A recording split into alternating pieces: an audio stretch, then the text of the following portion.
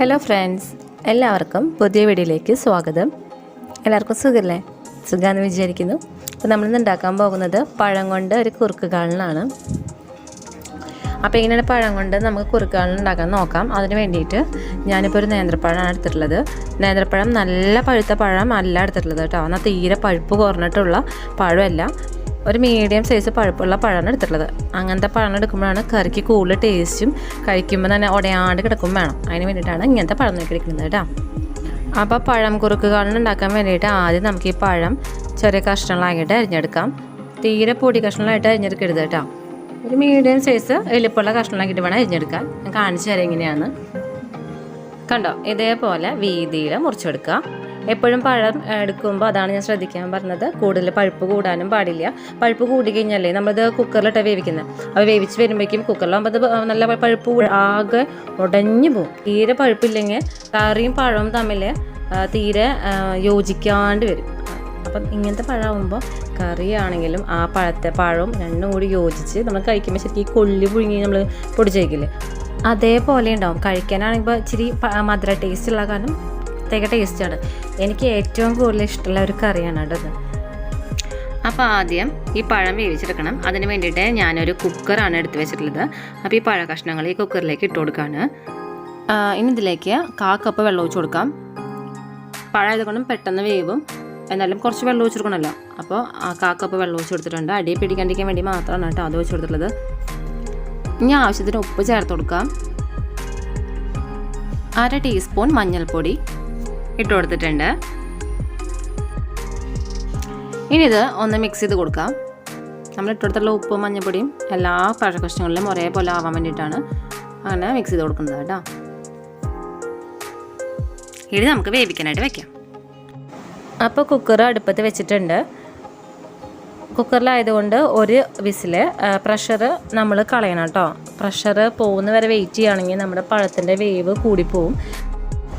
ഒന്നില്ലെങ്കിൽ പൈപ്പിൻ്റെ ചോട്ടിൽ കുക്കർ വെച്ചിട്ട് വെള്ളമൊഴിച്ച് അങ്ങനെ പ്രഷർ കളയാം, അല്ലെങ്കിൽ കുക്കറിൻ്റെ വെയിറ്റ് പൊന്തിച്ച് പിടിച്ചിട്ട് പ്രഷർ കളയാം. അപ്പോൾ കുക്കറിൽ നിന്ന് ഒരു വിസിൽ വന്നിട്ടുണ്ട്. ഞാനിതിൻ്റെ പ്രഷർ കളയുകയാണ് ചെയ്തത്. കണ്ടില്ലേ, പ്രഷറൊന്നുമില്ല. ഇനി നമുക്കിത് കുക്കർ തുറന്നു നോക്കാം. കണ്ടില്ലേ, വെന്ത് വന്നിട്ടുണ്ട് അല്ലേ? മനസ്സിലാവുന്നില്ലേ? കാണുമ്പോൾ വെന്ത് വന്നിട്ടുണ്ട്, എന്നാൽ ഉടഞ്ഞിട്ടുമില്ല. ഇതേപോലെ കിട്ടണം കേട്ടോ പഴം, എന്നാലാണ് നമ്മുടെ കറിയിലേക്ക് നല്ല ടേസ്റ്റ് ആവുള്ളൂ. അപ്പോൾ നമുക്കിനി കറി ഉണ്ടാക്കാനായിട്ട് നോക്കാം. അതിന് വേണ്ടിയിട്ട് ഞാൻ കണ്ടോ 1 കപ്പ് നാളികേരം ശരിക്ക് വെച്ചിട്ടുള്ളതാണ് എടുത്തിട്ടുള്ളത്. നമുക്ക് മിക്സിയുടെ ജാറിലേക്ക് ഇട്ട് കൊടുക്കാം. അപ്പോൾ നാളികേരം ഞാൻ മിക്സിയുടെ ജാറിലേക്ക് ഇട്ട് കൊടുത്തിട്ടുണ്ട്. ഇനി ഇതിലേക്ക് പച്ചമുളകാണ് ഇട്ട് കൊടുക്കുന്നത്. 4 പച്ചമുളകാണ് ഞാൻ ഇട്ട് കൊടുക്കുന്നത്. വീട്ടിലുണ്ടായതാണ് കേട്ടോ. നിങ്ങൾക്ക് എരിവ് കുറവാണെങ്കിൽ അതിനനുസരിച്ചിട്ട് പച്ചമുളക് ചേർത്താൽ മതി. പിന്നെ 1/2 ടീസ്പൂൺ നല്ല ജീരകം. വെള്ളത്തിന് പകരം തൈരാണ് ഞാൻ ചേർത്ത് കൊടുക്കുന്നത്. ഇതിപ്പോൾ 1 കപ്പ് തൈരാണ് ചേർത്ത് കൊടുക്കുന്നത് കേട്ടോ. ഞാൻ എടുത്തിട്ടുള്ളത് വലിയ പുളിയുള്ള തൈരല്ല, ഇത് ഞങ്ങൾ വീട്ടിലുണ്ടാക്കിയ തൈരാണ്. അപ്പോൾ നിങ്ങളെടുക്കുന്ന തൈരിൻ്റെ പുളി അനുസരിച്ചിട്ട് അതിൽ കൂട്ടലും കുറയ്ക്കലൊക്കെ ചെയ്തോളൂ കേട്ടോ. ഇനി ഇത് നല്ലപോലെ ഫൈനായിട്ട് അരച്ചെടുക്കാം. അപ്പോൾ ഇത് നല്ലപോലെ ഫൈനായിട്ട് അരച്ചെടുത്തിട്ടുണ്ട്. ഞാൻ കാണിച്ചു തരാം. കണ്ടോ, നല്ലപോലെ അരഞ്ഞെടുത്തിട്ടുണ്ട്. ഇനി നമുക്ക് പഴം കൊണ്ടുള്ള കുറുക്കുകാളൻ ഉണ്ടാക്കാനായിട്ട് നോക്കാം.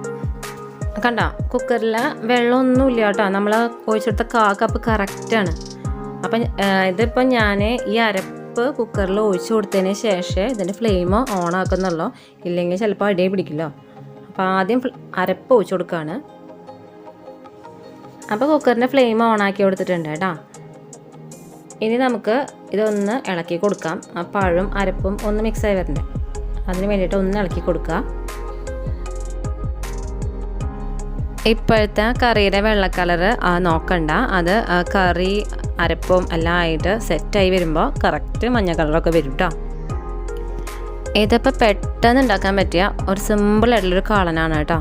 5 മിനിറ്റ്, കറക്റ്റ് 5 മിനിറ്റ് നമുക്ക് നോക്കിയിട്ട് ചെയ്താലില്ല, കറക്റ്റ് 5 മിനിറ്റ് മതി നമുക്ക് ഈ കറി ഉണ്ടാക്കാനായിട്ട്. കാരണം എന്താ വെച്ചാൽ നമ്മളിപ്പോൾ കുക്കറിലിട്ടിട്ട് പഴം വേവിക്കുകയാണെങ്കിലും അതിൻ്റെ പ്രഷർ നമ്മളായിട്ട് കളയുകയാണ് ചെയ്യുന്നത് അല്ലേ. മറ്റേ കായൊക്കെ നമ്മൾ വേവിക്കുകയാണെങ്കിൽ അതിൻ്റെ പ്രഷർ പോയതിന് ശേഷം അപ്പോൾ അതിന് കുറച്ച് സമയം എടുക്കും. ഇതെന്ന് പറയുമ്പോൾ നമ്മൾ പ്രഷർ കളഞ്ഞിട്ടാണ് ഇത് കുക്കറിൽ നിന്ന് തുറന്നെടുത്തിട്ട് കറി വേഗം വെക്കുന്നത്. അതൊന്ന് പിന്നെ അരപ്പൊക്കെ വേഗം ആയി കഴിഞ്ഞാൽ അരപ്പ് അരച്ച് കഴിഞ്ഞാൽ ഇതിലേക്ക് ഒഴിക്കുന്നു, അത്ര തന്നെ ഉള്ളൂ.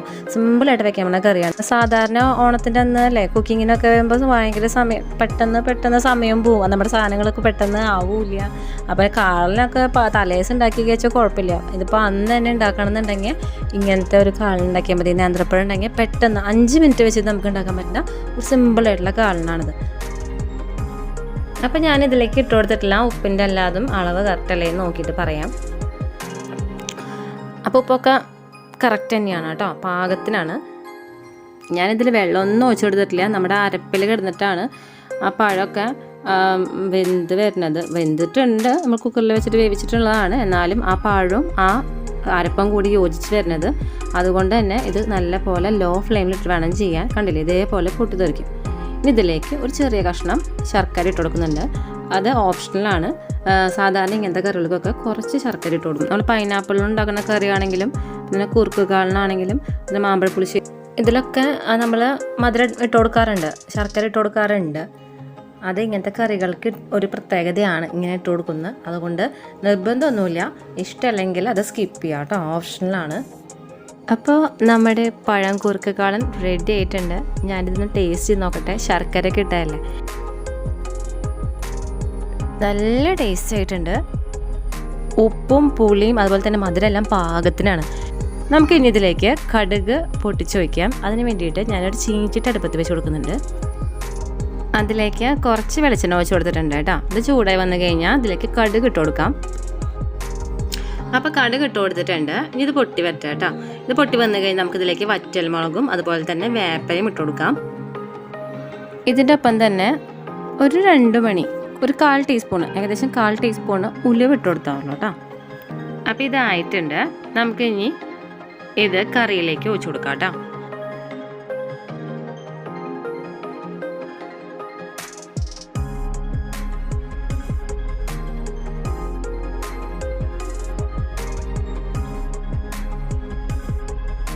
ഇതിലേക്ക് ഇനി കുറച്ച് ഉലുവപ്പൊടി ഇട്ട് കൊടുക്കാം കേട്ടോ.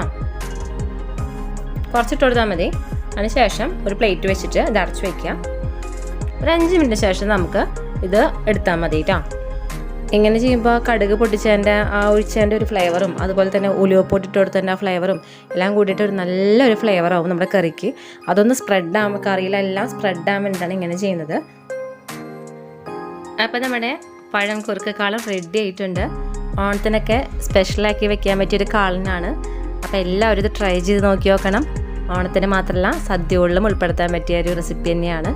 കഴിക്കാൻ നല്ല ടേസ്റ്റുള്ള റെസിപ്പിയാണ് കേട്ടോ. അപ്പോൾ എല്ലാവരും ഇത് ഉണ്ടാക്കി നോക്കി നോക്കണം. ഇഷ്ടമായെങ്കിൽ ഫീഡ്ബാക്ക് കമൻറ്റ് ചെയ്യാൻ മറക്കരുത്. അപ്പോൾ എല്ലാവർക്കും ഈ വീഡിയോ ഇഷ്ടമായെങ്കിൽ ലൈക്ക് ചെയ്യണം, ഷെയർ ചെയ്യുക, കമൻറ്റ് ചെയ്യുക, സബ്സ്ക്രൈബ് ചെയ്യുക. സബ്സ്ക്രൈബ് ചെയ്യുമ്പോൾ തൊട്ടടുത്തുള്ള ബെല്ലൈക്കണിൽ ക്ലിക്ക് ചെയ്യുകയാണെങ്കിൽ വരുന്ന ഓൾ ബട്ടണിൽ ക്ലിക്ക് ചെയ്യുമ്പോൾ ഞാനിടുന്ന പുതിയ വീഡിയോസിൻ്റെ നോട്ടിഫിക്കേഷനൊക്കെ കിട്ടുന്നതായിരിക്കും കേട്ടോ. അപ്പോൾ എല്ലാവർക്കും പുതിയൊരു വീഡിയോ വരുന്നവരെ നന്ദി, നമസ്കാരം.